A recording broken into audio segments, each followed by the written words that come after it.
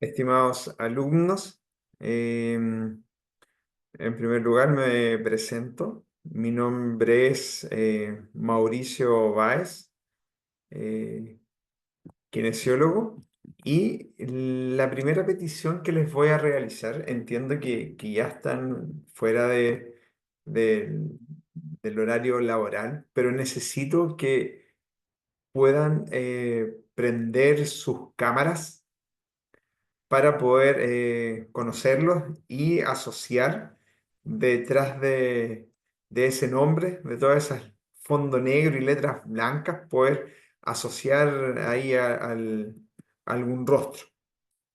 Así que les agradecería que pudiesen prender sus cámaras solo por un momento y obviamente eh, vamos a continuación a hacer una pequeña eh, presentación. ¿Ya?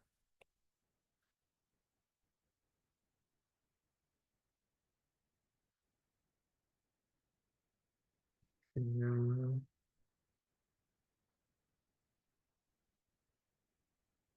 ¿Se escucha bien, cierto? Ya, buenísimo. Ya,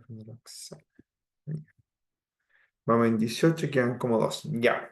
Entonces, nuevamente voy a hacer la petición para que puedan encender sus cámaras de tal manera que podamos tener ahí alguna, alguna idea, como les decía hace un rato, poder asociar nombre con rostro.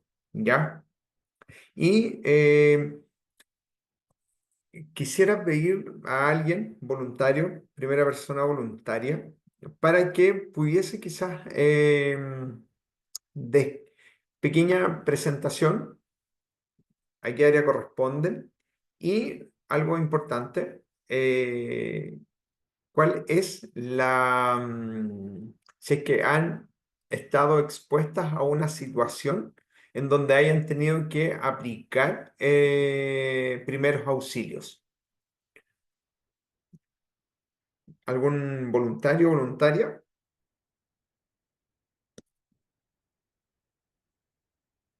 ¿O los elijo yo? ¿Soy yo, profe? Hola, Ya, por favor, Priscila. hola chicos, buenas noches.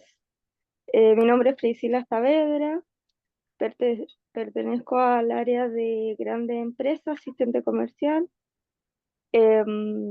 Referente a este curso, es muy significativo para mí porque he pasado duros procesos donde he aprendido bastante.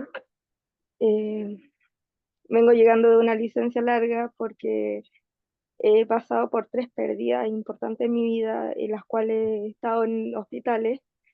Eh, Hospitalización, me cuesta un poco hablar, disculpen, pero me emociona este curso mucho. Significa mucho para mí. Eh, Hospitalizaciones domiciliarias, donde uno aprende bastante, donde he sido bastante batea y he consultado, pregunto y he aprendido bastante.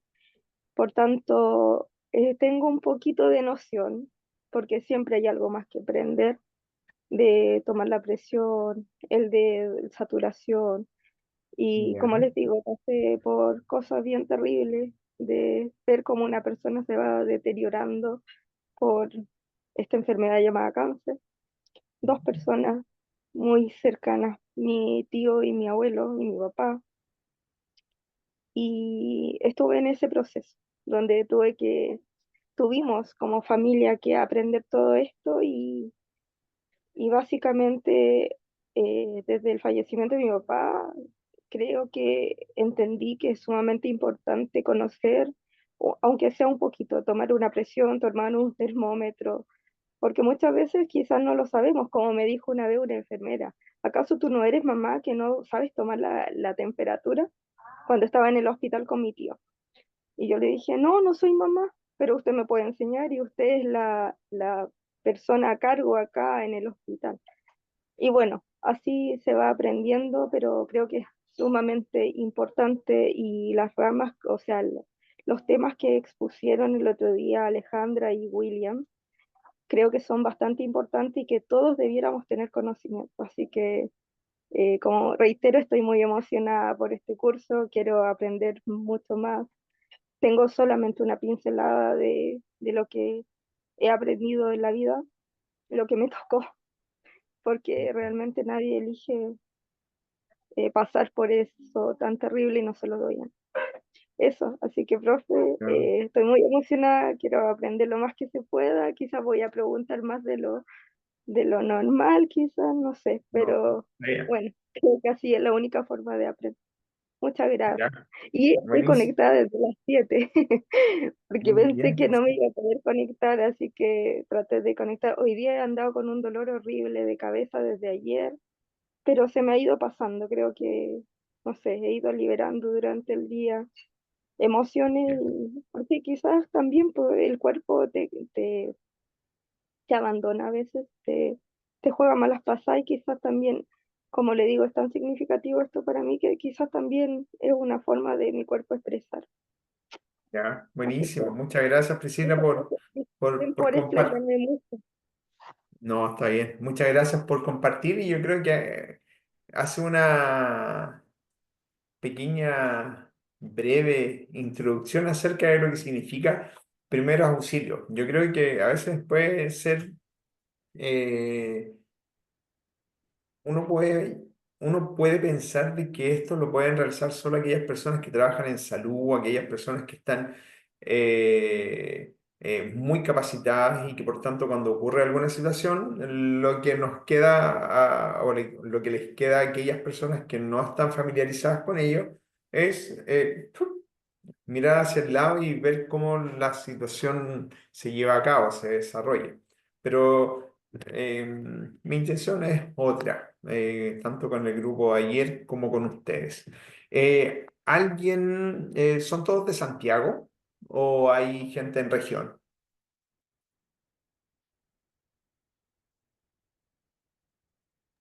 Yo soy de San Felipe, por ejemplo.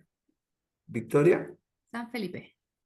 San Felipe. Ah, ya. Y ya que activaste el micrófono, ¿en qué área trabajas? Y en cierta medida, ¿cuáles son tus expectativas con este curso? Porque me Sí, imagino que, trabajo en el área de, bueno, en sucursales, soy ejecutiva de cuentas de la banca Persona, acá en la ya, sucursal de San Felipe, y en verdad mi motivación es solamente aprender más. Yo cuando mi hijo nació también quise aprender cómo se hacía la maniobra de Heimlich y todas esas cosas, como que uno se pone medio asustadiza, ah, y ya. necesitaba, ahora que uno es mamá, aprender también Mm, como lo que más se pueda para poder ayudar al resto, en verdad. Esa es la motivación. ya, buenísimo, Victoria. Loreto, cuéntenos, ¿de dónde es, en qué área trabaja y motivación, intención de por qué estudiar o tomar este curso? No sé si el curso es obligatorio o es voluntario. Ahí Es desconozco. voluntario, profe. ¿Se Voluntario. escucha, perdón? Sí, se ¿Sí? escucha Ya. perfecto, Loreto. Buenas noches a todos. Sí, es curso voluntario. De hecho, decidí tomar este, bueno, mi nombre es Loreto Cordero, yo trabajo en el área de operación hipotecaria, de acá en Santiago. Ya, En este momento me encuentro con licencia médica porque estoy pasando por un proceso familiar bien complejo, entonces, de hecho, cuando hace unos años atrás tomé uno de los cursos también que era de cuidado de enfermo, porque mi mamá estaba en un mm, proceso de demencia. ya, Yo me lo traje a vivir conmigo, entonces yo soy la cuidadora principal y ahora esa demencia avanzó muy rápido y está en un proceso ya postrada, bueno, y decidí tomarlo justamente como para complementar y aprender otras cosas que me pueden servir con ella, con mis hijos, que uno nunca sabe porque yo estoy en la casa todo el día, entonces me va a servir quizás para estar más atenta, aprender otras cosas, en caso de que a lo mejor alguien lo necesita aquí en casa, pero me llama la atención y son entretenidos aprender cosas que a lo mejor para nosotros que no estamos dedicados a esta área es significativo. ujú, Entonces, sí, sí, estoy súper abierta a aprender todo porque en realidad lo encuentro súper bueno. Muchas cosas que aprendí en el curso anterior las puse en práctica cuando mi mamá vi que su proceso iba avanzando mucho más, me sirvió mucho. ya. Entonces, siento lo mismo para este curso también. Ya, buenísimo, sí. Y a ver, por ejemplo, Dalia. Dalia, ¿nos puedes contar de qué región, dónde trabajas, si has estado expuesta a alguna situación en la que hayas tenido que ofrecer primeros auxilios? Por favor. Hola, buenas noches. Soy de Ya, la región de Valparaíso, San Antonio. ya, Trabajo como cajera servicio al cliente. Y bueno, en la sucursal sí hemos estado expuestos a situaciones donde se nos ha presentado, bueno, yo he vivido dos eventualidades con dos clientes donde se han desvanecido, caen al piso y bueno, ahí hay que salir a auxiliar, atender. A mí me gusta esa disposición de saber y de ayudar. Entonces, esa es mi motivación. Poder colaborar, ayudar en un momento de improviso, porque estas cosas pasan de improviso. mm, Sí. ya. Ok, muchas gracias, Dalia. Fernanda, su turno, por favor. Buenas tardes a todos. Buenas tardes. Al igual que Dalia, somos colegas, de hecho, Ah, ya, y fui testigo ocular en una de las ocasiones que Dalia tuvo que asistir a un cliente por una descompensación. ya, Y bueno, yo no pude asistir por no tener conocimiento suficiente a comparación de mi colega. Pero en otras ocasiones sí tuve que presenciar un accidente camino a buscar a mi hermana menor hace un par de años. ya. Y solamente como por instinto saqué a los niños del vehículo. La Mm, mamá andaba con dos niños pequeños, uno de 2 y uno de 6. Y yo lo único que por instinto saqué a los niños, yo también soy mamá, y trataba de ver si es que tenían alguna herida, pero así como mayor conocimiento no. Y precisamente por eso quise tomar el curso, porque las ganas de ayudar, yo creo que todos tenemos eso, pero tener conocimiento para poder llevar mejor la situación, yo creo que es lo ideal. Y todos deberíamos tener. sí, sin duda. Gracias, Ujú. Fernanda. Muchas gracias. Sí, yo creo que como comentan acá eh, los compañeros de trabajo, sí, uno nunca sabe cuándo puede llegar a ocurrir una situación. Y claro, cuando es una persona fuera del núcleo familiar, uno eventualmente podría quizás adoptar una actitud un poco más distante, simplemente convertirse en un espectador. Pero cuando la situación ocurre a un familiar cercano, es imposible que nos podamos marginar de esa situación. Y yo creo que la idea de este curso, porque claro, es un curso de primeros auxilios para personal no médico. Por tanto, los conocimientos que vamos a entregar, vamos a tratar de que sean sumamente prácticos y que sean y que estén alineados con un principio que generalmente se habla en medicina, que es que lo primero que tenemos que hacer es no producir más daño del que ya ha sido, del que ya se ha producido. Esa es la clave. ¿Por qué se los menciono? Porque muchas veces hay situaciones en donde, no sé, y yo creo que ustedes han escuchado en el manejo de quemaduras, que hay personas a las que se les echa, no sé, échale clara de huevo, échale, no sé, algún talco, algún polvo. eh, entonces, eso en vez de facilitar el proceso posterior de recuperación o evitar que la lesión siga progresando, lo que hace es entorpecer la evolución propia de la quemadura. No sé, pues en otros casos, por ejemplo, si es que hay un accidente de alta energía en donde hay personas que están atrapadas, es que vamos y lo primero que vamos a hacer es retirar a la persona del vehículo sin antes considerar que probablemente pueda tener una lesión medular. ¿Qué pasa si en el ánimo de querer ayudar ustedes movilizan a esa persona? Y lo planteo de la siguiente manera. En el caso de accidentes de alta energía en donde hay movimiento cervical, existe una probabilidad de que pueda ocurrir una lesión medular incompleta en principio. Pero si ustedes movilizan a esa persona, a ese accidentado, existe también la probabilidad de que puedan generar no una lesión parcial, sino que esa lesión parcial de la médula se transforme en una lesión medular completa. Y obviamente eso va a traer las complicaciones van a ser mucho mayores. Entonces, vamos a apuntar hacia allá, a que pueda ser sumamente práctico, con tal de que ustedes puedan identificar rápidamente la situación que ocurre, qué tienen que evaluar, qué tienen que analizar, para que de esa manera puedan tomar la mejor decisión. Y a veces la mejor decisión simplemente va a ser llamar al 132, al 131 o llamar al 133 y asegurar la situación, asegurar el escenario.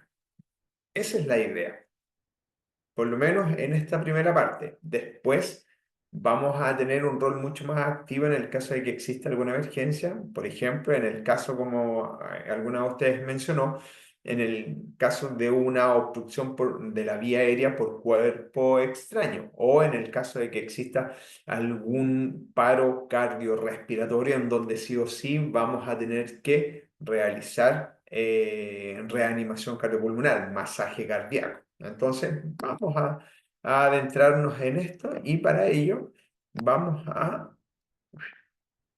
les voy a compartir pantalla. Como ya les había dicho, mi nombre es Mauricio y acá, pantalla, compartir y estamos acá.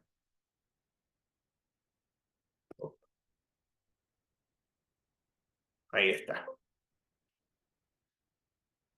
Se ve toda la pantalla, ¿no es cierto? ¿O se logra ver también acá la vista de los participantes?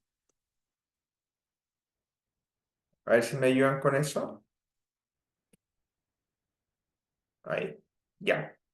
Se ve la presentación, ¿cierto?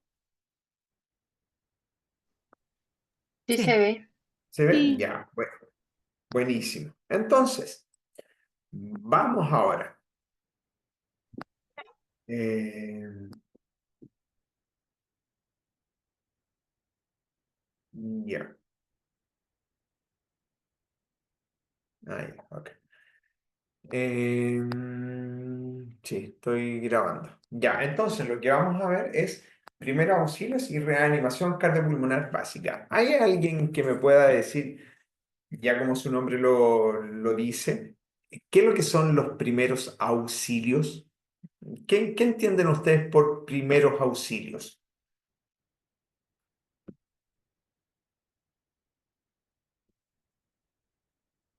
¿Primer auxilio? ¿Me dicen o los llamo?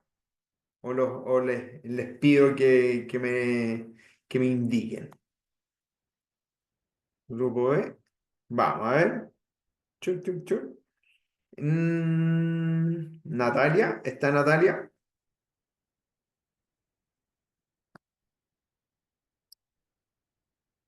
No está Natalia. Ya, vamos a ver entonces. La idea es que podamos hacerlo ahí bien bien interactivo, ¿ya? Primer auxilio, como su nombre lo indica, acá está la definición. Los primeros auxilios son todas aquellas medidas que se realizan desde el momento en que ha ocurrido el accidente.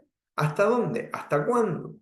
Hasta que el afectado recibe la atención especializada. Entonces, si ustedes presencian alguna situación, un accidente o algún ahogamiento o algún paro cardiorrespiratorio y ustedes están presentes, los primeros auxilios van a durar desde que ustedes encuentran a la persona accidentada hasta que llega la asistencia especializada para poder resolver esa situación. O, o hasta que llegue carabineros o llegue ambulancia. ¿Ya? Eh, Esos son los primeros auxilios. Y por el hecho de ser primero, ¿ya?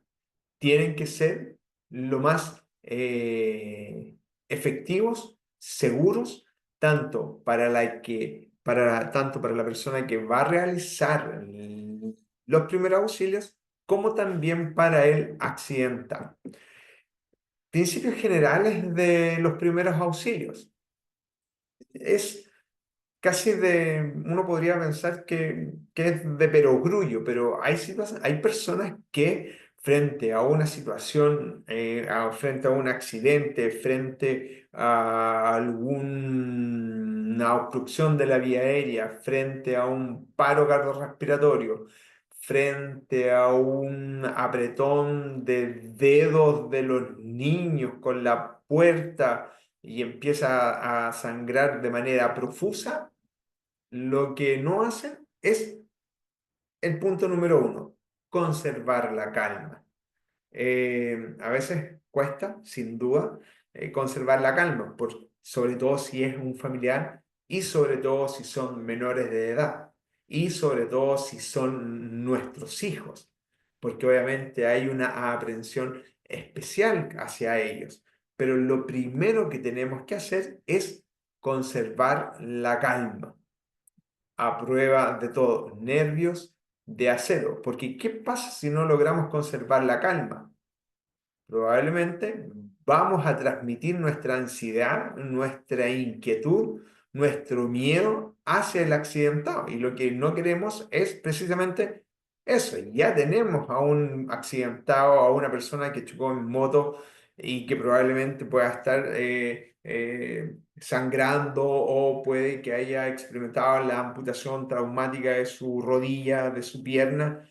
Lo que menos queremos es transmitir ese miedo, esa ansiedad al accidentado, ¿ya? Sobre todo cuando son niños chicos. Obviamente, y es lo que siempre a veces uno observa, que evitar las multitudes de las personas. Y a veces incluso hasta esto podría ser un rol que podríamos desempeñar en cooperación a un equipo de personas que pueda estar ellos en primera instancia ofreciendo los primeros auxilios y nosotros quizás contribuyendo a disipar esta multitud de personas que, como sabemos acá en Chile, siempre existe la familia Miranda que está observando, que está viendo qué es lo que va a ocurrir, cuántos dedos le faltan, cuánta sangre está perdiendo. Siempre hay personas que tratan de ver qué es lo que está ocurriendo. Y eso es lo que tratamos de o deberíamos evitar. Otra cosa, liderar la atención del accidentado. Ahora, esto puede ser relativo. Si estoy yo solo con el accidentado, claramente vamos a tener que asumir el liderazgo o convertirnos en líder para poder ofrecer la primera atención al accidentado.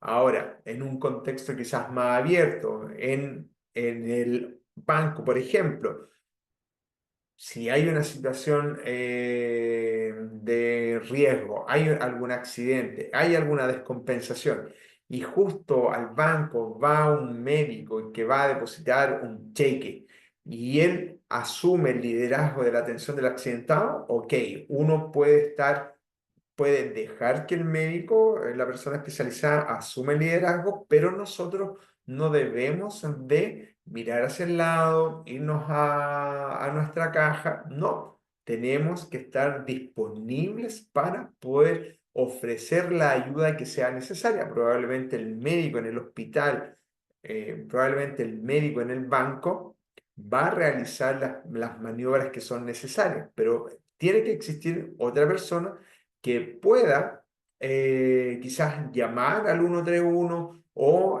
tratar de revisar si es que la persona, no sé, tiene su celular a quien llamar.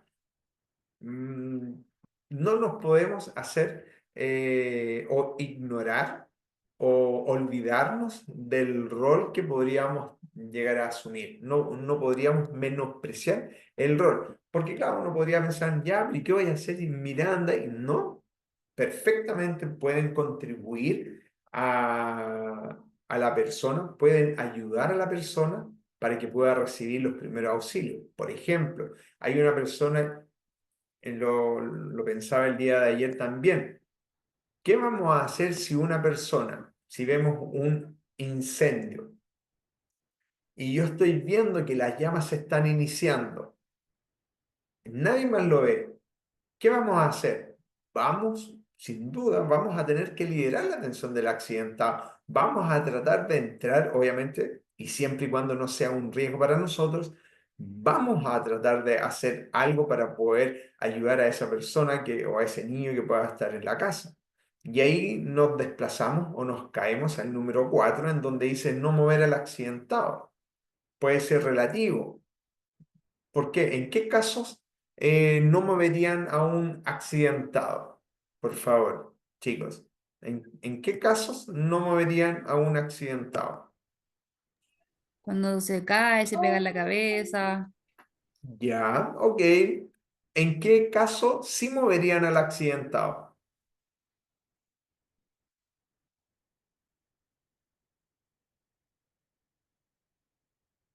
Cuando hay que sacarlo como de un lugar peligroso, algo se le puede caer encima, algo así. Ya, sí. ¿Qué pasa si choca y no tenemos certeza si es que tiene lesión medular, pero el auto se empieza a incendiar? Vemos el extintor en primera instancia, pero si no, tratamos de, si estoy sola, trato de moverlo en bloque, trato de fijar la cabeza para poder moverlo. Ahora, puede existir, siempre puede ser peor, siempre las situaciones pueden llegar a ser peor. Puede que el auto se empiece a incendiar, no puedo sacar a la persona, no puedo hacer nada. Entonces, son siempre, y aquí es donde me quiero detener un poco, en donde acá siempre la idea es que pueda primar el sentido común. Si hay alguna situación que no sé, que no domino, dejemos que el sentido común prime. ¿Por qué? Por ejemplo, no sé, vemos caer a una persona de un segundo piso. Digo segundo piso porque podría resultar con vida. ¿Qué vamos a hacer? Le vamos a decir a esa persona que se ponga de pie, que trate de moverse, o le voy a tratar de mover el pie para ver si es que efectivamente tiene una fractura. No, lo vamos a dejar ahí, no lo vamos a mover y ahí después nos saltamos al paso número 5. Tenemos que examinar al accidentado. Tenemos que examinarlo sí o sí. Y una de las primeras cosas que tenemos que evaluar es el nivel de conciencia. Si es que la persona responde o no responde al estímulo verbal, por ejemplo, responde, no sé, oiga, escuche, ¿me escucha? ¿Me escucha? Si no escucha, después estímulo verbal. ¿Me escucha? ¿Me escucha? Si no escucha, ojo, eso nos puede dar cuenta de que esa persona pudo haber tenido, si lo vemos caer, probablemente puede tener una lesión cerebral, un daño cerebral, o si lo encontramos en la calle y vemos que se desvanece y no responde, probablemente puede ser que ese paciente esté en un paro cardiorrespiratorio. Entonces, ahí yo creo que tenemos que examinar al herido y una de las primeras cosas que evaluamos es el nivel de conciencia. Y ahí uno puede ir haciendo las preguntas pertinentes para poder ver cuál puede ser la principal causa de daño, el principal daño. Te duele algo? ¿Te duele la pierna? ¿Te duele la cabeza? ¿Te duele el brazo? No, sí, me duele el brazo. Ah, ya, veamos el brazo. Trata de moverlo y resulta que cuando mueve el brazo se le cae la mano y después vemos la mano y vemos que, claro, efectivamente tiene una deformación en su mano, no la puede mover, tiene impotencia funcional, tiene, le dije, deformación, impotencia funcional, y la mano se empieza a hinchar, hinchar, hinchar, edematizar, inflamar, lo más probable es que esa persona, debido a la examinación que realizamos, logramos constatar de que tiene una fractura. Y si tiene una fractura, ¿qué es lo que vamos a hacer? Le vamos a mover la mano, le vamos a tratar de reducir la mano. No, simplemente vamos a tener que inmovilizar o vamos a tener que dejar la mano ahí cubierta, calentita. ¿Para qué? Y obviamente llamar al 131 o llamar a algún familiar si es que el paciente nos puede compartir algún número de emergencia.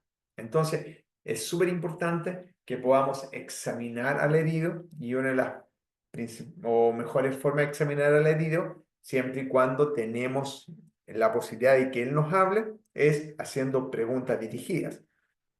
Si vemos que un paciente está tendido en el suelo, no responde, pero si vemos un charco de sangre a su alrededor, le vamos a preguntar, oye, ¿de dónde está sangrando? Claramente no, pero ¿qué vamos a tener que realizar? ¿Qué vamos a tener que hacer? Vamos a tener que buscar el sitio por el sitio de sangrado. Y puede ser de que, dependiendo de las características de la sangre, dependiendo de la velocidad con la que salga la sangre, podamos definir si es que el sangrado es arterial o es venoso, o simplemente sangrado capilar, que sale mucho más lento. Lo vamos a ver a continuación. Pero esas situaciones son las que tenemos que observar, tenemos que ver. Igual cosa, lo vamos a ver más adelante. Si de repente vemos a una persona que está con ojos de mapachaca, se cayó de frente, de cabeza, y vemos que han pasado un par de minutos, lo encontramos nosotros, tiene ojos, los ojos en tinta, mapache, tiene sangrado de narices y por los oídos está saliendo un líquido blanquecino tipo agua de piedra, uno podría inmediatamente pensar que la situación no es tan sencilla como un mero golpe, sino que probablemente la energía que ocurrió para producir esos ojos tipo mapache, ojos en tinta, negro, sangrado de nariz y además salida de líquido cefalorraquídeo por los oídos, quiere decir de que la energía que ocurrió, que fue necesaria para producir ese daño, es mucho mayor. Entonces, el manejo, la conducta va a ser completamente distinta a simplemente si tiene un corte en la frente y que uno eventualmente podría visualizarlo, ah, ya, ok, no está sangrando profusamente, está todo controlado, ok, vamos, pero es distinto a que si tenemos un corte acá y tenemos un hundimiento en el hueso frontal, y además tenemos salida de un líquido blanco, líquido transparente tipo agua de roca, podría ser eventualmente líquido cefalorraquídeo, y eso quiere decir que el trauma fue mucho mayor y podría ser una fractura de cráneo, fractura de hueso frontal, que obviamente el pronóstico va a ser completamente distinto a si fuese simplemente un corte. Tenemos que examinar al herido, tenemos que tranquilizar al herido, ¿ya? Eh, no le vamos a mostrar todos los hallazgos que podríamos llegar a observar. Importante también mantener la temperatura corporal del accidentado, sobre todo si está en el suelo, en la calle. Hemos ya llamado a los servicios de emergencia. Tenemos que mantener la temperatura corporal, lo abrigamos. Luego tenemos que avisar al personal sanitario, esperar a que el traslado sea adecuado y por ningún motivo darle algún medicamento, ¿ya? Ni siquiera a veces, eh, no sé, pues, típico. Hay una persona que se trapica o que se atora. ¿Qué es lo primero que uno escucha? Dale un poquito de agüita para ver si es que eso pasa, pero será prudente si ya está con un objeto pequeño o en la vía aérea, que genera esa asfixia o que genera esos accesos de tos porque quiere eliminar ese objeto o cuerpo extraño. Que nosotros vayamos y le demos agüita, no creo que sea prudente, no creo que sea necesario. Es más, podríamos decir que está contraindicado para evitar que esa misma agüita que está tomando pase también a la vía aérea y agravemos la situación. ¿Ya? No medicar. Po- Importante. Acá se ve arriba, ¿no? A actitud del auxiliar actúa en relación al ser. Se ve, ¿no es cierto? Sí. ¿Ya? Acá generalmente se ocupan bastante las abreviaciones, el poder, porque facilita bastante el aprendizaje. Y acá tenemos este ser. ¿Y qué es lo que es ser? Seguridad, escenario, recursos. La seguridad, claramente, en toda situación, en todo accidente, tenemos que evaluar el entorno, el lugar y el espacio donde nos vamos a empezar a desenvolver. ¿Qué pasa si una persona experimenta una electrocución? ¿Cuál es la conducta propia de una persona al momento de ver que una persona se está electrocutando? ¿Cuál debería ser? ¿Podemos actuar de manera inmediata o tenemos que hacer algo antes para poder tener nosotros la seguridad y luego intervenir? Claramente tenemos que resguardar la zona. Si tenemos, no sé, un incendio, obviamente tenemos que ver el lugar donde está ocurriendo, tenemos que ver si es seguro para nosotros el poder entrar para poder y otorgar los primeros auxilios. Eso es lo primero, seguridad para nosotros. De hecho, en el hospital, hoy no les dije que Mauricio Báez, kinesiólogo, magíster en neurociencias, y trabajé alrededor de 18 años en la unidad de cuidados intensivos de un hospital público acá en Santiago. Y ahí en ese hospital, y era como la normativa, o era la recomendación, que ante un caso de emergencia, en caso de catástrofe, quienes primeros tenían que salir era el personal de salud. ¿Por qué? Porque salvando al personal de salud en primera instancia y luego de terminada la catástrofe, el incendio, por ejemplo, uno podría eventualmente volver a entrar a la unidad, podría llegar a realizar servicios para mejorar la supervivencia o aumentar la supervivencia de los afectados. Entonces, acá lo primero que ustedes tienen que asegurar es su seguridad, porque podríamos pasar de un accidentado a dos accidentados. Y si no hay nadie más, ya sabemos lo que podría llegar a ocurrir. Tenemos que observar el escenario en el cual nos estamos moviendo. Tipo de accidente. No es lo mismo una caída de 2 metros a una caída de 10 metros. Claramente no. No es lo mismo que choquen dos autos a que choque un auto con un camión o que choque un auto con una bicicleta. Debemos tener esa capacidad para poder analizar el escenario donde están ocurriendo los eventos, tipo de accidentes, choque en auto, choque camión, choque auto, choque bicicleta, choque monopatín, personas involucradas. ¿Es niño? ¿Es adulto? ¿Es abuelito? ¿Es, no sé, lo que sea? Tenemos que saber eso. Y obviamente tenemos que activar los medios necesarios para poder ofrecer una atención de emergencia. ¿Ya?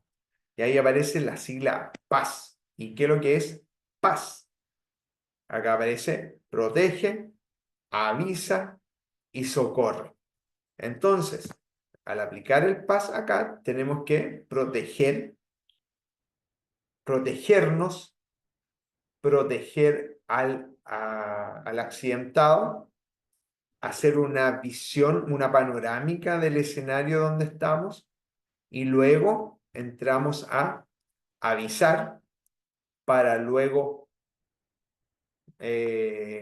nosotros ofrecemos los primeros auxilios y después, obviamente, esperar que llegue la ayuda. De hecho, me acuerdo que una de las primeras cosas antes, cuando lleguemos a la unidad de reanimación cardiopulmonar, masaje cardíaco, lo primero que tienen que hacer, aparte de evaluar si es que el paciente responde al estímulo verbal, responde al estímulo táctil, lo vemos jadeante, ese paciente va a entrar en paro. Lo primero que tenemos que hacer es avisar antes de empezar con las maniobras, porque en la medida que iniciamos, si es que iniciamos las maniobras sin haber avisado, va a transcurrir un tiempo entre que nosotros iniciamos las maniobras y llega el personal especializado para poder ofrecer una reanimación avanzada. Entonces, siempre, en cualquier caso, la idea es que podamos avisar. Entonces, yo acá, por ejemplo, no,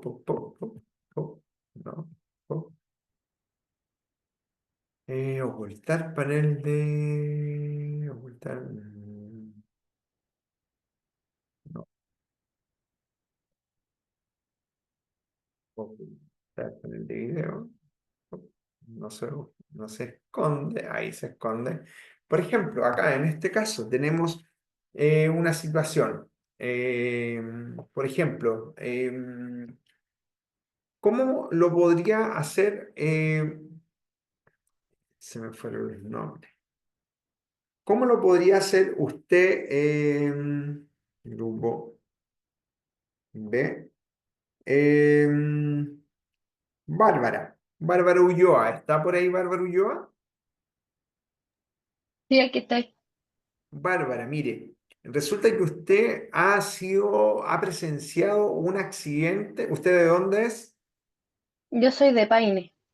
Paine. ¿Alguna calle transitada en Paine? Sí, Por ejemplo, Baquedano.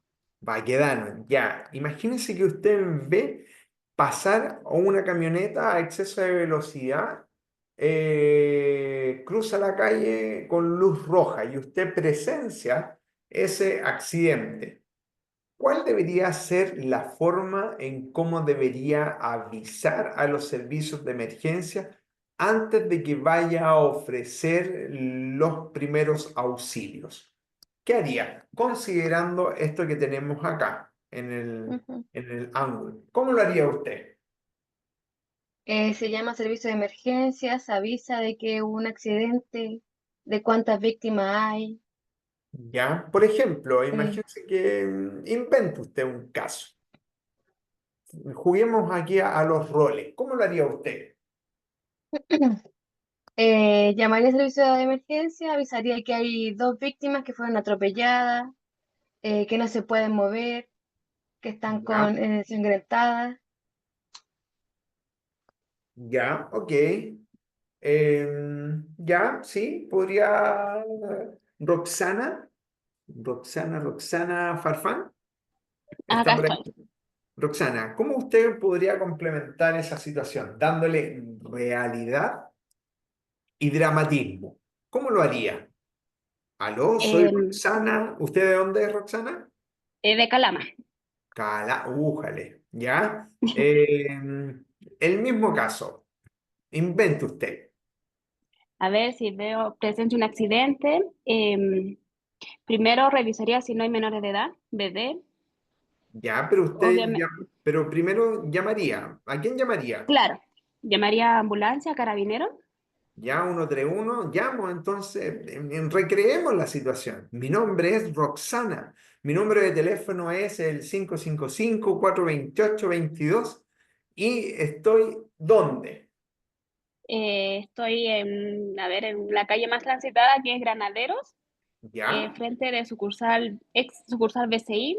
Un ¿Ya? accidente, no sé, ay, qué complicado, no sé, a ver, un accidente, em, furgón escolar con un Ajá. vehículo menor, más un furgón escolar, aproximadamente 30 alumnos, y no sé, ¿Ya? ¿Y qué no, tipo de ayuda va a ir a prestar usted?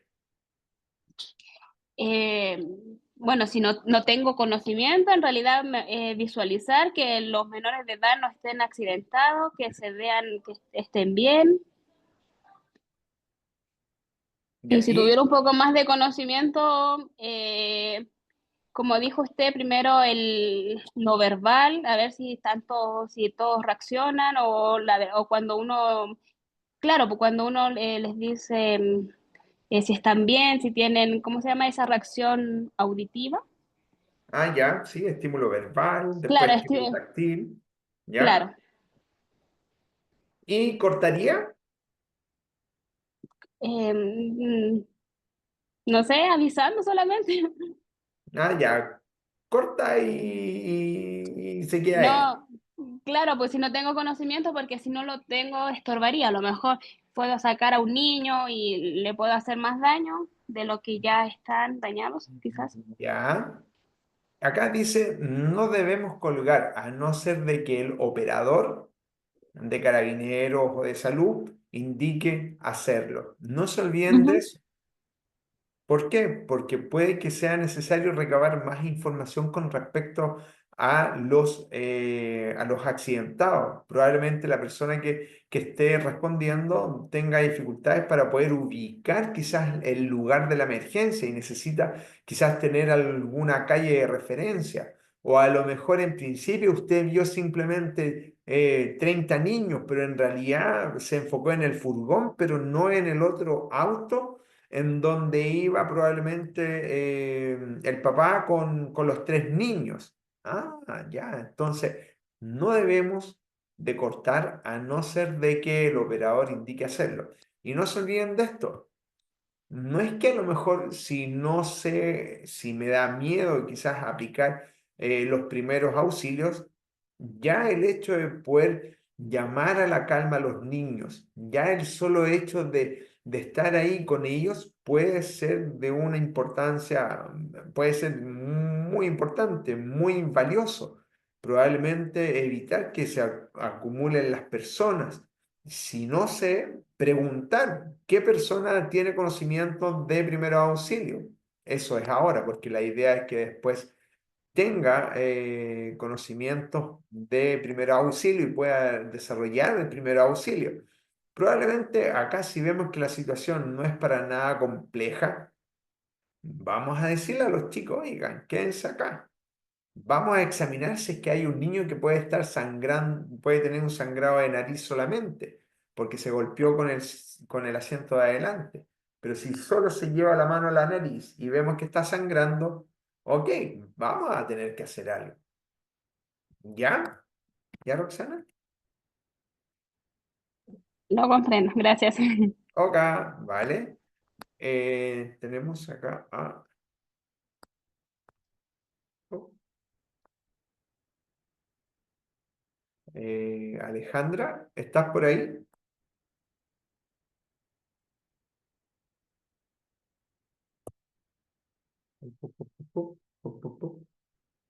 ¿Dónde está Alejandra? Ah, no, se fue Alejandra. Chicos, chicas, no, hay puras mujeres ahora. Había un muchacho ahí que... Entonces, ¿les parece si hacemos un break, más o menos 10 minutitos? Empezamos desde las 21 horas. Espérenme un momento. Ya, ok. Ya, me están escribiendo por interno. Ya, chicos, chicas, perdón. Volvemos a las 21:10. ¿Les parece? Y ahí Sí, ya claro. vamos a empezar vamos a vamos a entrar ahí a tierra derecha, ¿ya? Con todo lo que es primeros auxilios y cuáles son aquellas cosas que tenemos que hacer en determinados casos, ¿ya? Nos vemos 21 a Gracias. 10. Ok. Acá.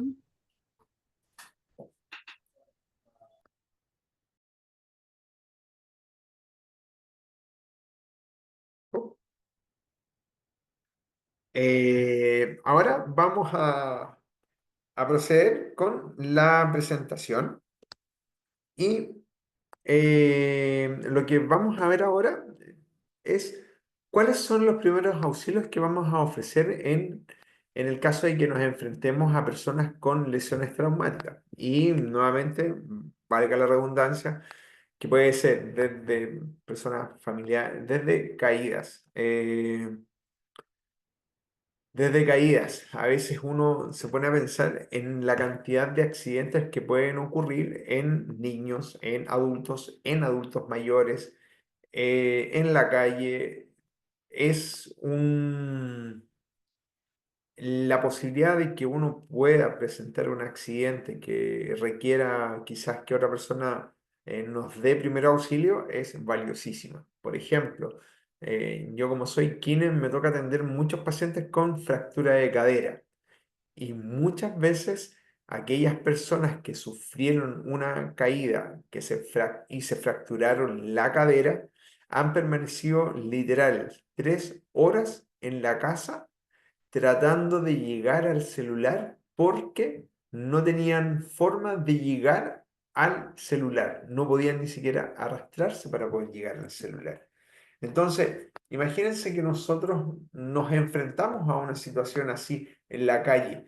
¿Qué vamos a realizar? ¿Vamos nosotros a tratar de reducir la extremidad, tratar de alinear la extremidad, tratar de decirle a la persona que se ponga de pie? Probablemente no, no sin antes haber evaluado al paciente. Entonces, yo creo que acá la clave es poder identificar aquellas situaciones que son graves, aquellas situaciones que son graves, porque esas situaciones nos obligan a actuar sí o sí.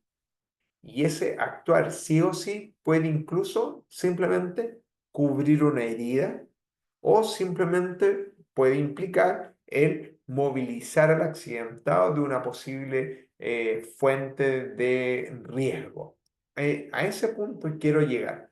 Y claro, cuando uno ve una diapo así, sin duda que a veces uno tiende a marearse, pero lo que importa acá es que vamos a enfrentarnos en algún momento de la vida a traumatismos que pueden generar una lesión traumática. Y este traumatismo puede generar una contusión, puede generar una inflamación, puede generar un esguince, una luxación, una fractura, una atrisión, un hematoma, una equimosis, y lo que vamos a tener que hacer en algunos casos es hemostasia, que es detención de una hemorragia. Entonces, a modo de explicación rápida, contusión es una lesión traumática en donde no hay ruptura de la piel, pero sí hay inflamación de los tejidos. En este caso puede ser un golpe en el brazo que experimenta un aumento de volumen. Ya sabemos, inflamación se caracteriza por aumento de volumen, pero que no va sola, sino que va asociado con dolor, enrojecimiento y calor, ¿ya? Y puede llegar a producir una incapacidad o impotencia funcional, como por ejemplo apretar la mano o ponerse de pie, en el caso de un esguince grave de tobillo. Esguince es cuando los ligamentos se pueden ver afectados. Imagínense ustedes corren para poder tomar la micro y justo sufren un esguince de tobillo. ¿Podría ser grave un esguince de tobillo?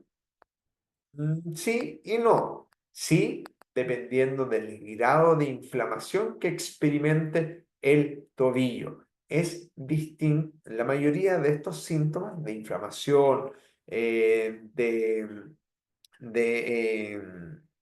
equimosis, va a depender el grado de equimosis, el grado de inflamación, el grado de aumento de volumen, va a depender del daño que ha sido producido, ¿ya?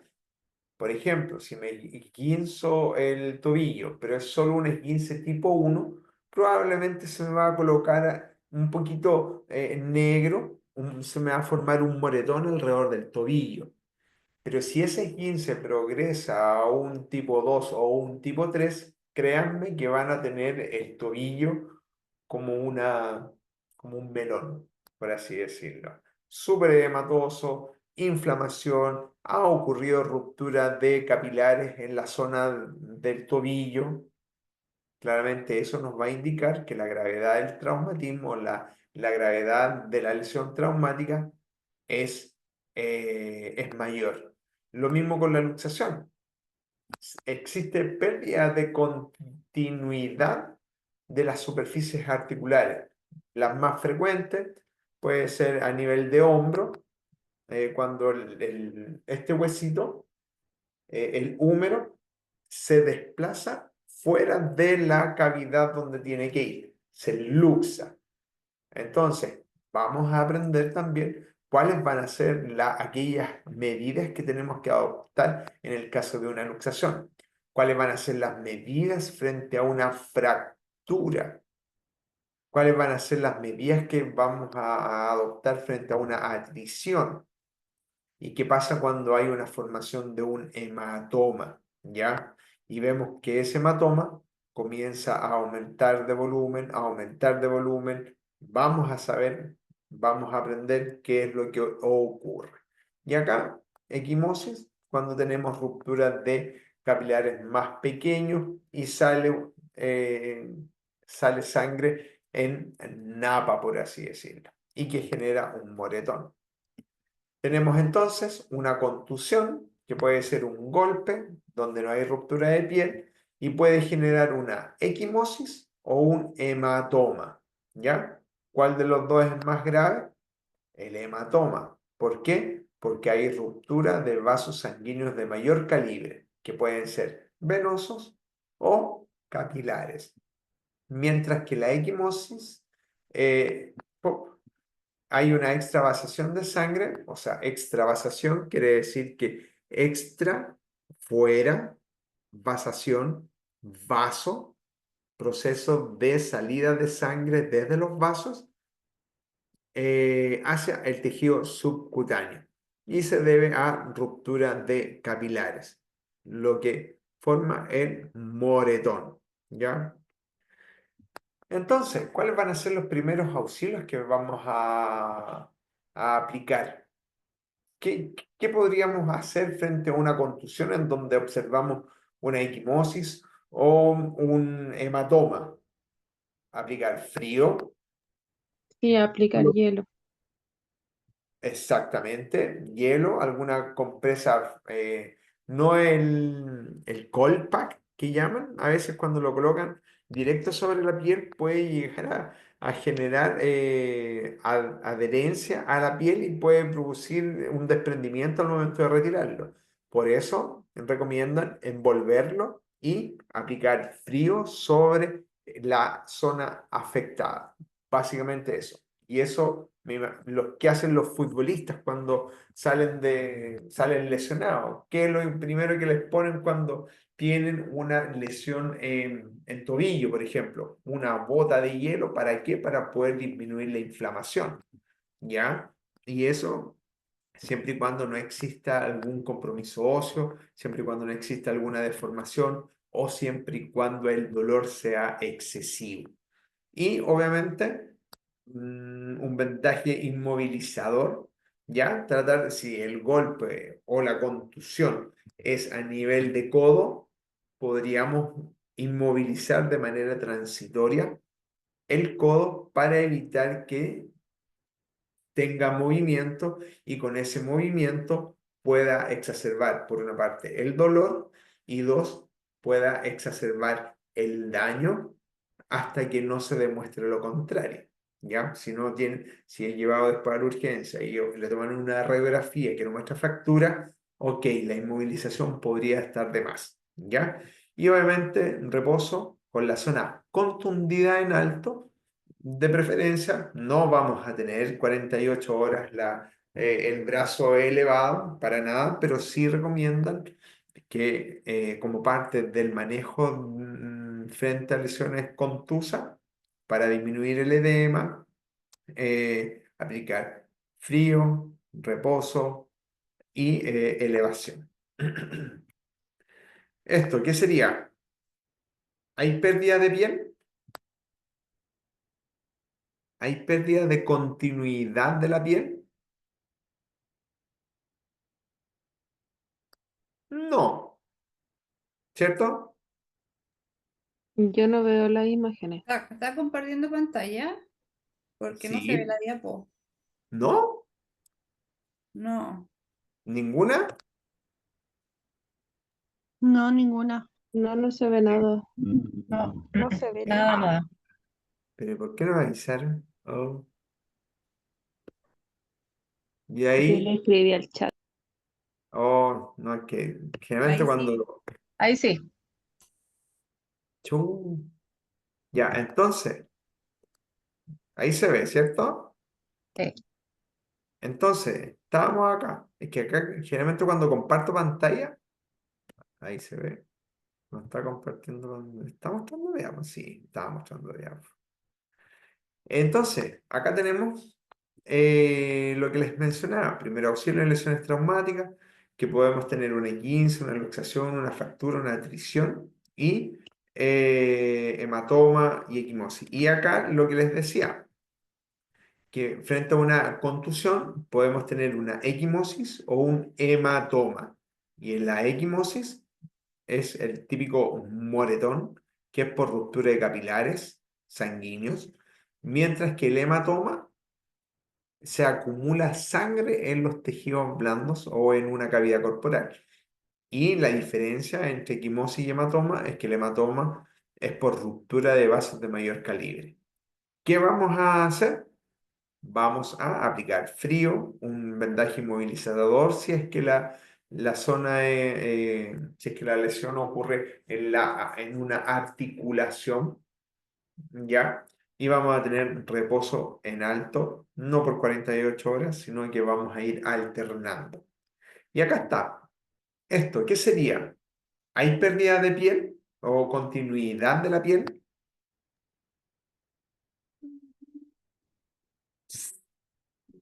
¿Qué ven ustedes?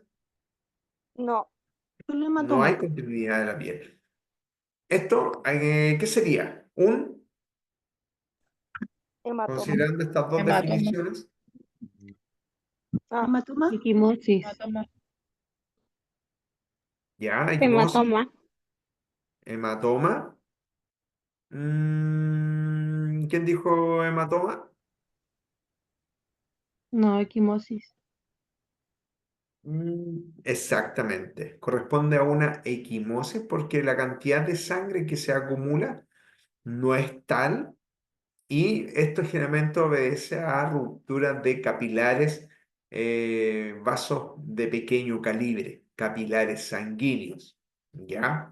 Así que esto correspondería a eh, una equimosis. Versus esta. ¿Qué les parece esta? Es de mayor volumen, tampoco hay pérdida de continuidad de la piel, pero sí hay una acumulación bastante marcada de sangre, probablemente por ruptura quizás de capilares de mayor diámetro. Esto sería un hematoma, esto una equimosis y esto sería un hematoma. En ambos, en este caso, por ejemplo, ¿aplicarían frío? Sí, podría ser. En este caso, ¿aplicarían frío en el hematoma? Claramente sí. Sí. Sí. En realidad, si el golpe queda así, uno simplemente podría ir observando para ver si es que sigue aumentando el volumen. Ahora, si este moretón, esta equimosis sigue aumentando de tamaño, de volumen o en extensión, claramente se beneficiaría bastante de aplicar hielo e inmovilizar el codo o que la persona pueda afirmarse el codo para evitar la movilización. Perfecto. Pero esta persona sí que se beneficiaría de aplicar frío, perdón, frío, elevación, no le vamos a poder elevar la cabeza, claramente, y reposo, principalmente frío, antiinflamatorio, analgésico, es como la receta, ¿ya? También tenemos otro tipo de heridas, como ya habíamos visto que están las contusas sin ruptura de la piel, tenemos las cortantes, producidas por objetos afilados en donde hay una ruptura limpia de la piel. Tenemos las punzantes, causadas por objetos puntiagudos. Tenemos las atriciones, ya, generalmente causadas por aplastamientos, en donde se destruyen varios tejidos. Tenemos las quemaduras y tenemos las heridas abrasivas. Entonces, eh,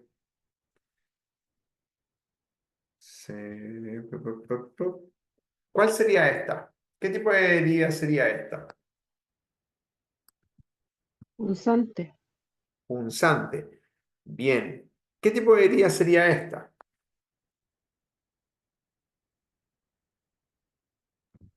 Cortante. Cortante. ¿Qué tipo de herida sería esta?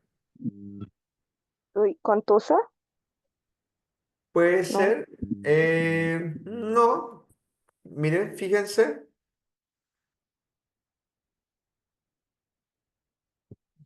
¿Cuál les suena más?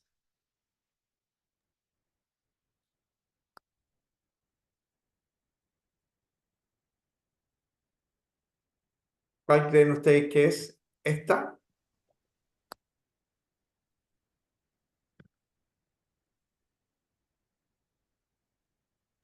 ¿Erosivas? ¿Atriciones? Atriciones. Atriciones, exactamente. Atriciones. Y esta, fíjense, ¿qué pasó ahí con la piel? ¿Quemadura? No, se desprendió la piel. ¿Y en qué casos hay pérdida de piel? O sea, en varias hay pérdida de piel, pero la parte superior de la piel, fíjense, ahí Ero- está la piel, ¿Erosivas o abrasivas? ¿Eso? erosivas o abrasivas. Entonces, por ejemplo, ustedes, ¿qué tipo de primeros auxilios podrían ofrecer a esta persona que ha sufrido esta herida penetrante? ¿Qué harían? Primeros auxilios. Por ningún motivo sacar el objeto. Ya, ok, Inmovilizarlo, ya, llevar a la urgencia. listo. Ok. ¿Qué harían en este caso? ¿Qué les dice el sentido común sin antes saber lo que hay que hacer en este tipo de heridas? ¿Qué les dice el sentido común acá? Les dice lavar con agua abundante, sobre todo si es a nivel de rostro. Les dice echémosle alcohol para tratar de desinfectar. Imagínense echarle alcohol a esta mano atricionada. Imagínense. Les dice, ¿tendría sentido? ¿Tendría sentido tirarle un chorro de agua para poder lavar la herida, para luego cubrirla y luego llevarla a la urgencia? ¿Les hace sentido? No. Claramente no. ¿Les hace sentido acá con el ánimo de evitar infecciones en esta zona expuesta? Echarle alcohol, echarle clara de huevo, meterle la mano a la ducha y tirarle agua. ¿Les hace sentido? No. No. Claramente no. Entonces, si se dan cuenta, la mayoría, como vamos a ver a continuación, la mayoría de los primeros auxilios en este tipo de heridas, en lesiones traumáticas, es mucho de sentido común. Entonces, vamos a tener las lesiones traumáticas clasificadas de acuerdo a profundidad y complejidad. De acuerdo a profundidad, vamos a tener superficial y profunda, y vamos a tener solo las lesiones que comprometen la piel y no afectan estructuras subyacentes, solo superficiales. Pero las profundas son aquellas que pueden involucrar más tejidos, piel, subcutáneo, pueden abarcar músculos, vasos sanguíneos, huesos. Y obviamente el riesgo de infección es mayor y por tanto mayor cantidad de complicaciones. ¿Ya? Por ejemplo, en el caso de una fractura expuesta, lo primero que podríamos hacer es cubrir la fractura expuesta para que no esté expuesta al ambiente y evitar la probabilidad de desarrollar osteomielitis, que es una infección del hueso. Después tenemos lesiones traumáticas simples, de acuerdo a la complejidad, y como su nombre lo indica, son lesiones que afectan solo un tipo de tejido, como piel o músculo, y no hay compromiso de órganos internos o sistemas múltiples. Y las complicadas son aquellas que comprometen mayor cantidad de tejidos o sistemas. ¿Ya? Entonces, ¿qué tenemos que hacer? Primeros auxilios, el objetivo será prevenir la infección por inadecuada manipulación de la lesión. Y esto, sin duda que se convierte en una meta. Grábense esto, control de hemorragias para evitar el shock. ¿Por qué?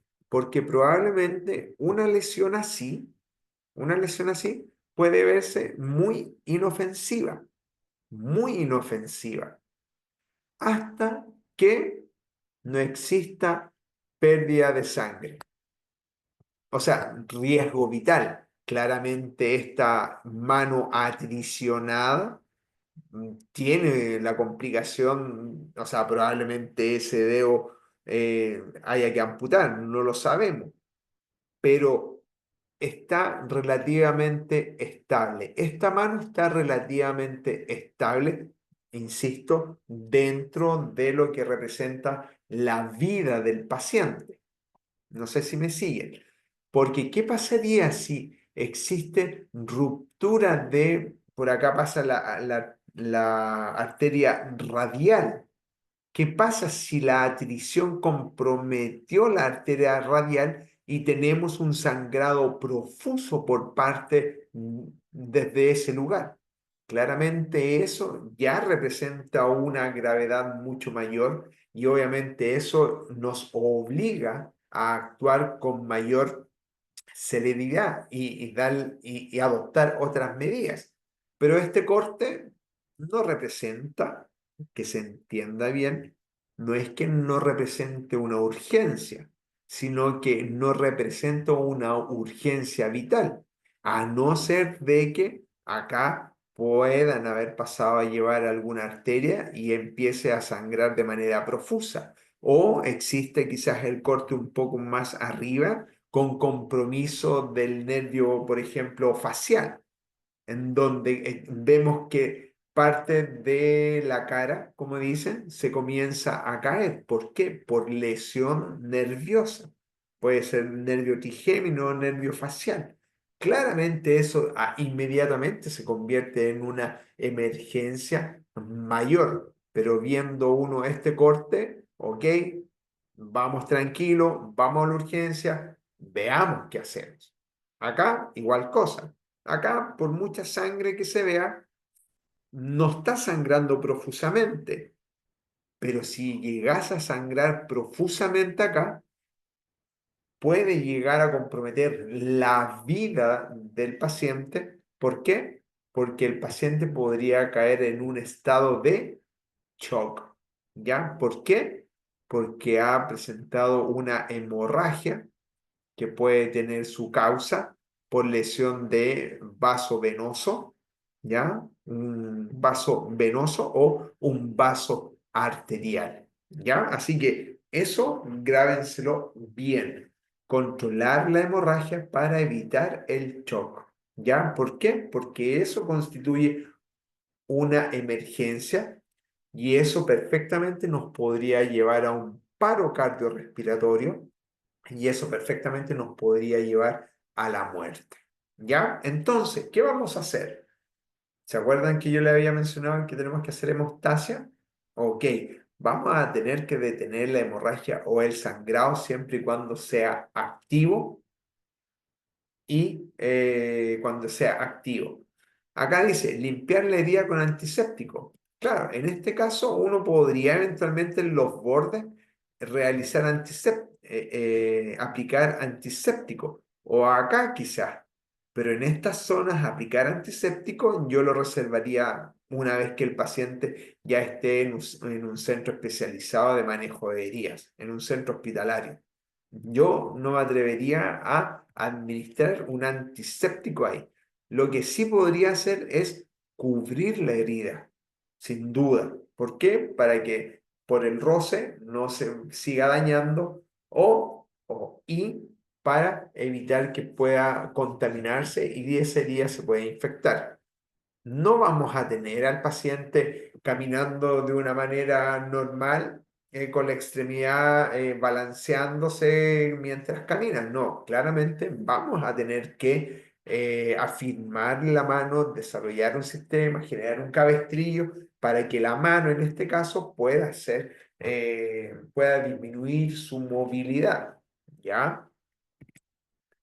Y de nuevo, lo más importante, enviar rápidamente al centro de atención. ¿Qué pasa si hay hemorragia? Nuevamente, vamos a tener que cubrir la herida. Acá generalmente los pacientes que están sangrando se recomienda que puedan estar horizontal, o sea, acostados en el piso, levantar los pies cuando empiecen a aparecer signos o síntomas de shock, ¿ya? Y obviamente cubrir la herida. Y de nuevo, trasladar al centro asistencial más cercano.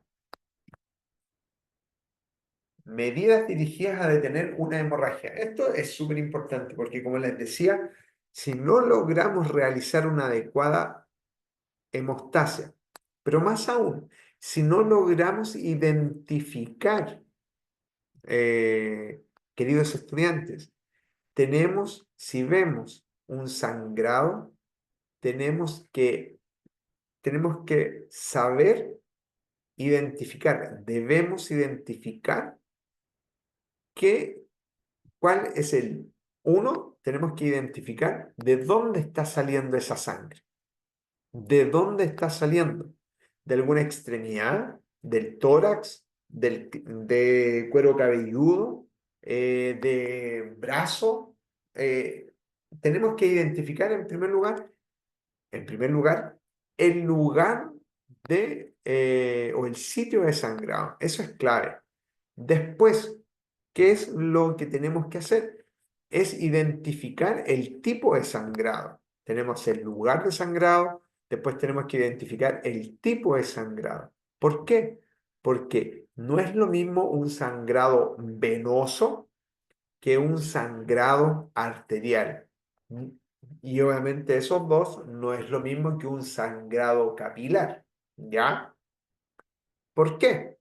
¿Cómo podrían ustedes diferenciar un sangrado venoso de un sangrado arterial? ¿Cómo podrían diferenciarlo? Por la cantidad de sangre que sale a la herida. Ya, la cantidad, perfecto. ¿Qué más? El sangrado arterial sale como con los latidos del corazón. Perfecto, ya, pulsátil, ya, ¿qué más?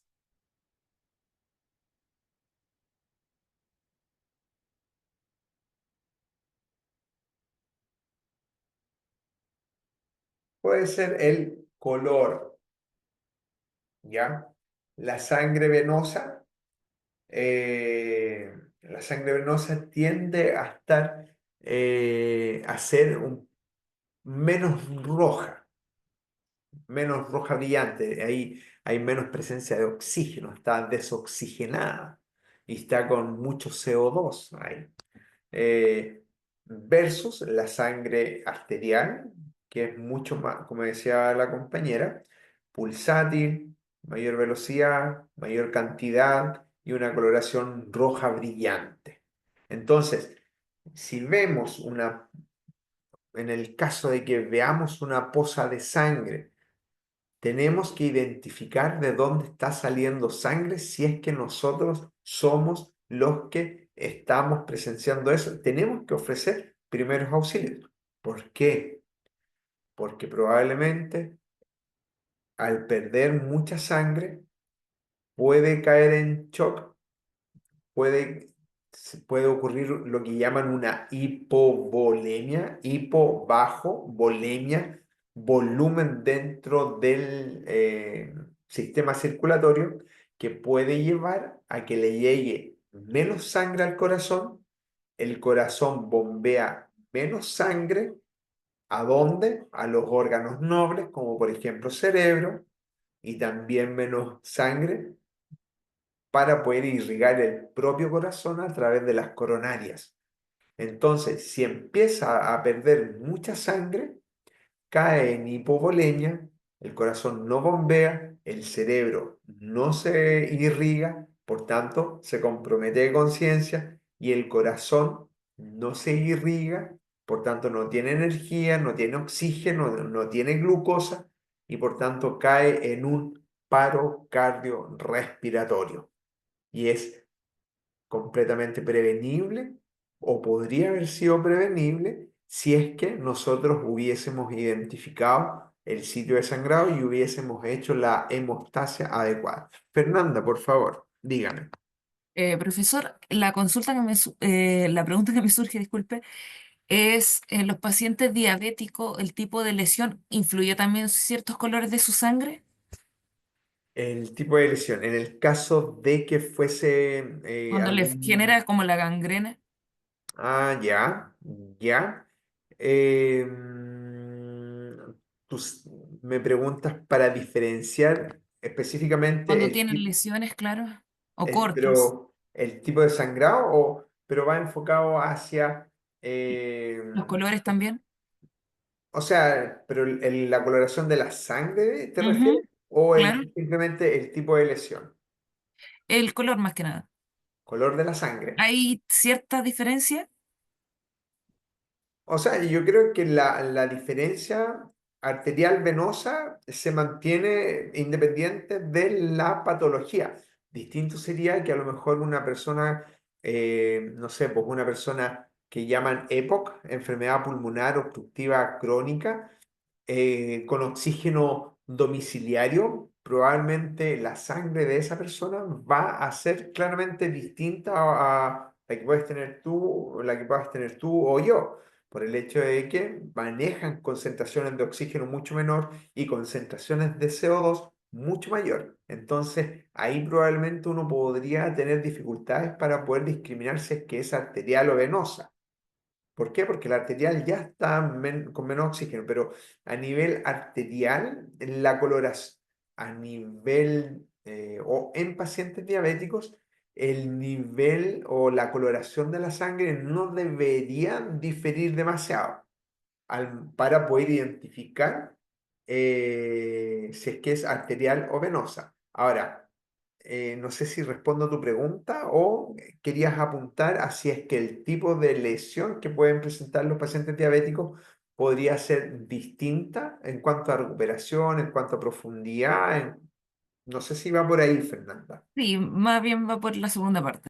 por la segunda parte. O sea, claramente sabemos que aquellas personas que tienen, sobre todo aquellas personas que tienen un mal control de sus glicemias, azúcar en la sangre, bueno, están expuestas a muchas cosas, partiendo por compromisos. El tema de la diabetes es súper complejo porque eh, vas a tener, típico, existe neuropatía diabética.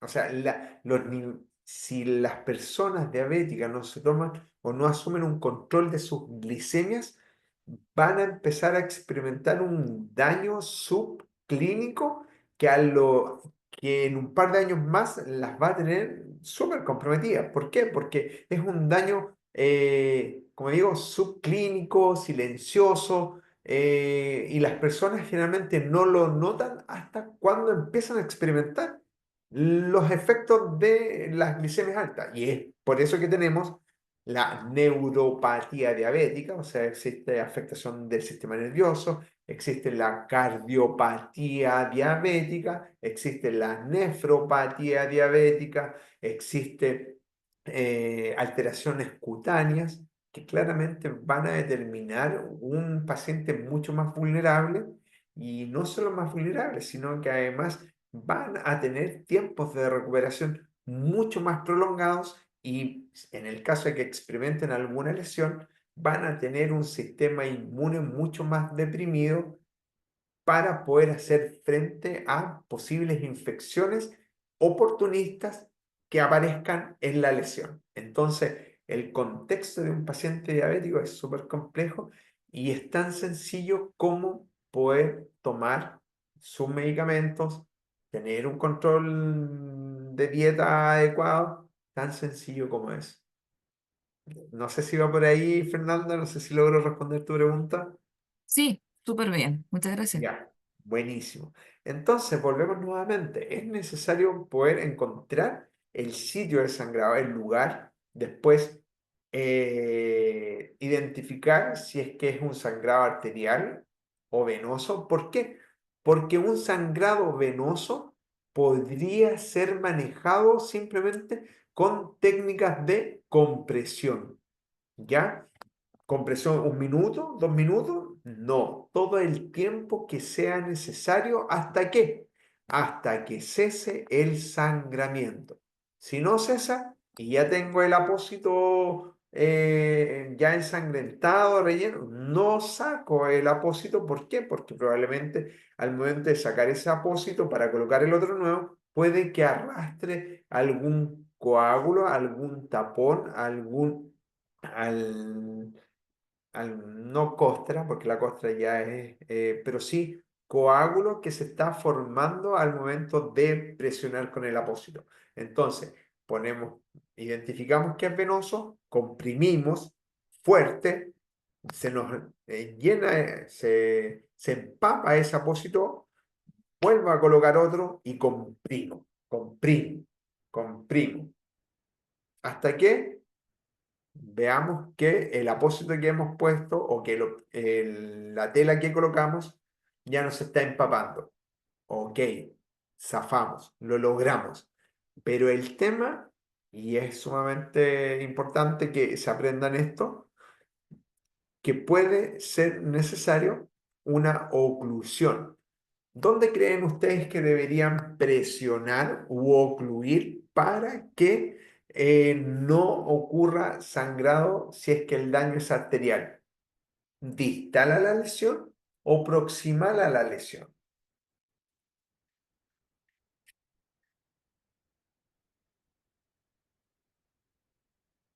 Tendría que ser proximal a la herida si es una arteria. Y si es distal, podríamos también realizar una oclusión mucho más marcada, comprimirlo hasta que deje de fluir en sangre. Y es acá en donde llegamos al famoso torniquete. ¿Cuándo lo vamos a ocupar?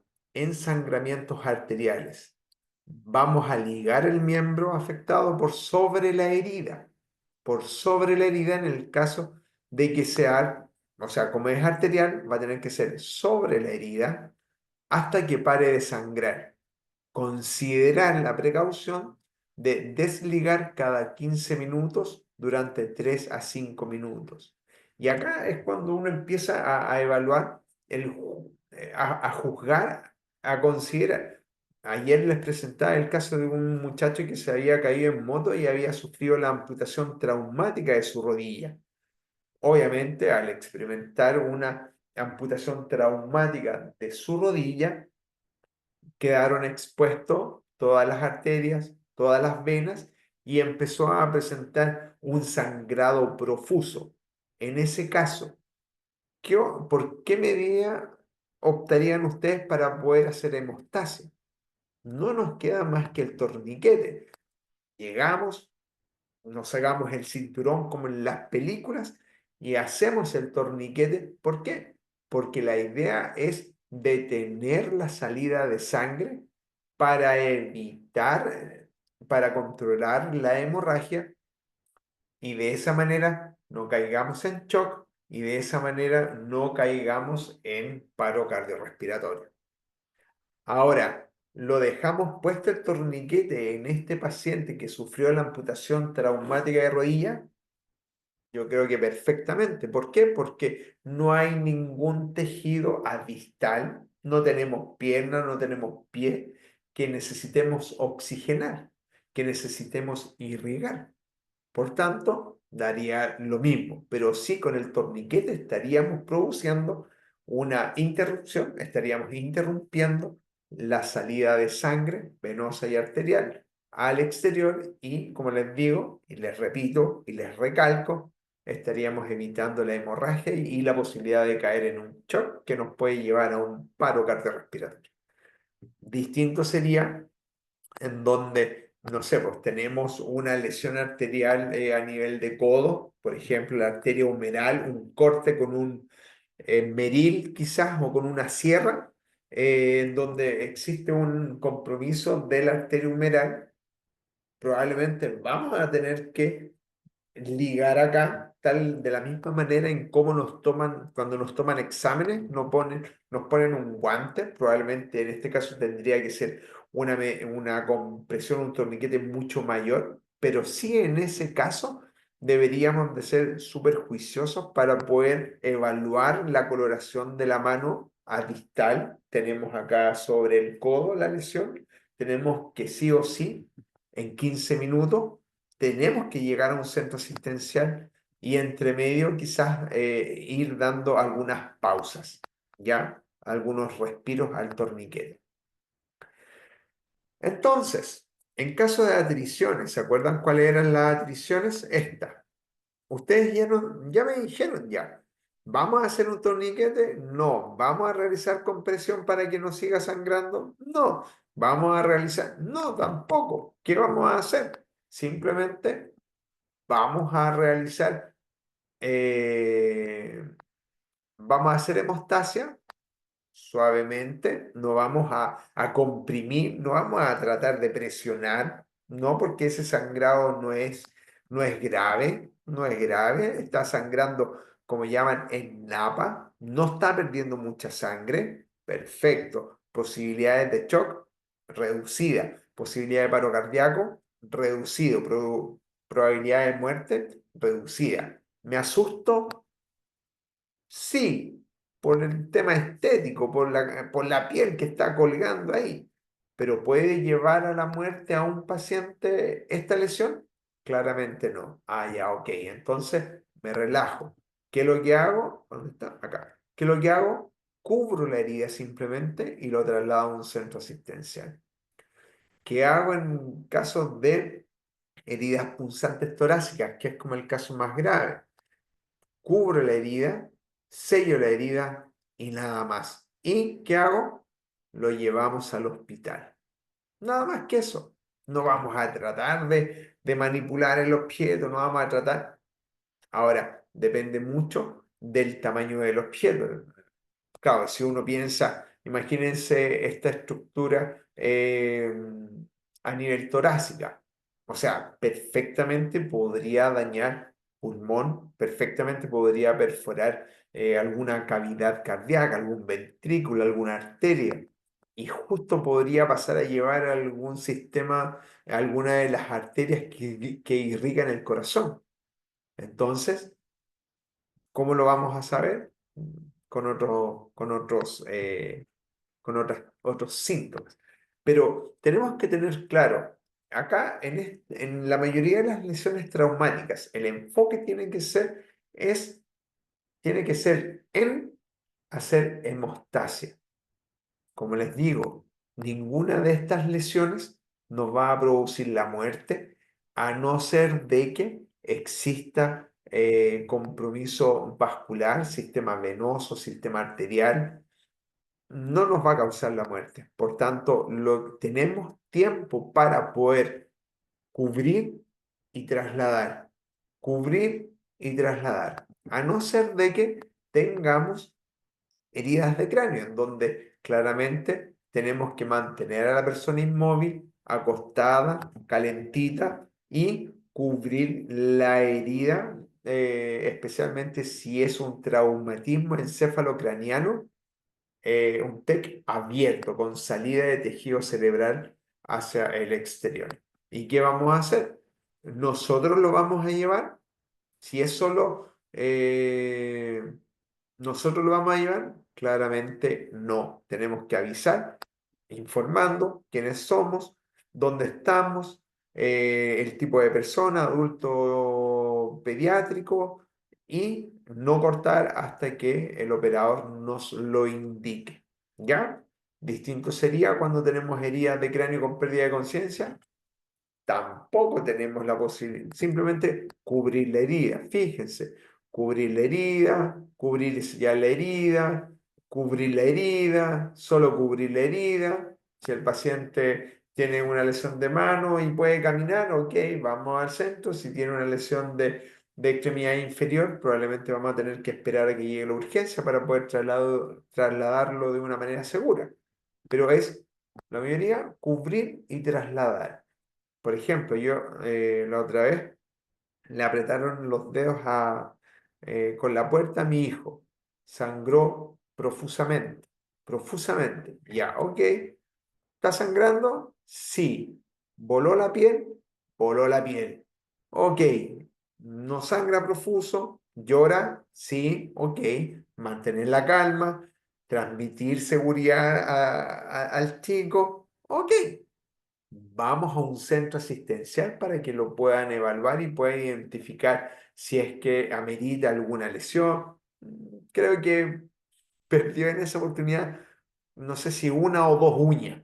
Y después le envolvieron el dedo, se lo cuidaron, se lo curaron y perfecto. Anduvo todo bien. Después le salió la uña, listo, se la sigue comiendo. Ok, ningún problema.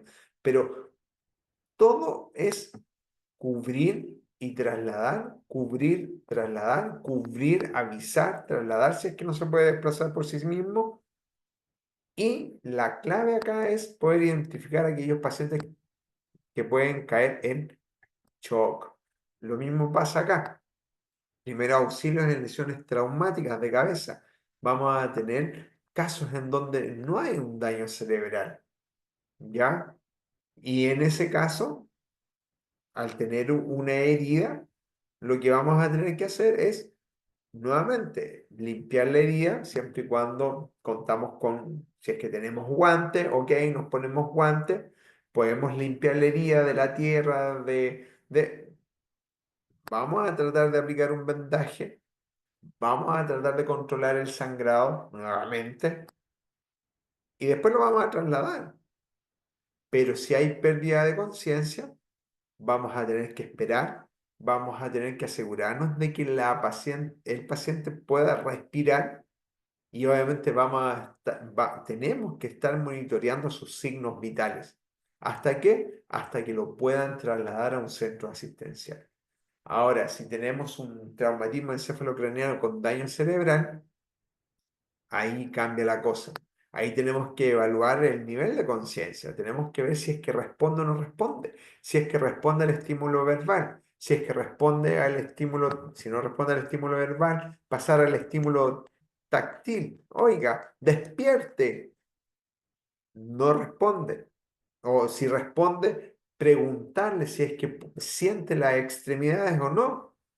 Tenemos que palpar para ver si hay algún grado de hundimiento a nivel de cráneo que pueda indicarnos que hay fractura de cráneo. Tenemos que ver lo que les decía, esta equimosis periocular, los ojos morados, el signo del mapache. Y tenemos que ver si es que el pulso está decayendo.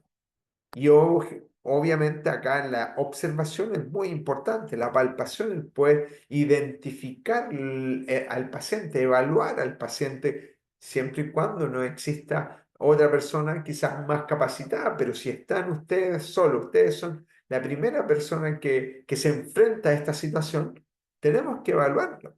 Tenemos que evaluarlo. ¿Por qué? Porque el paciente puede estar comprometido de conciencia, porque entró en un paro cardiorrespiratorio, y si entró en un paro cardiorrespiratorio, necesita que le apliquemos en masaje cardíaco.